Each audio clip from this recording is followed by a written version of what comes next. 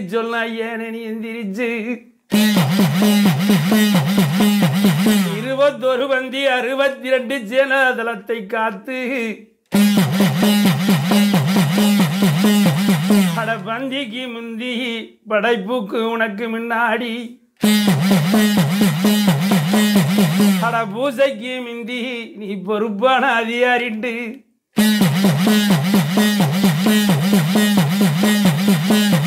உனக்கு ஒரு கோட்டை எல்லாம் ஒரு மிக்க சாப்பிடும்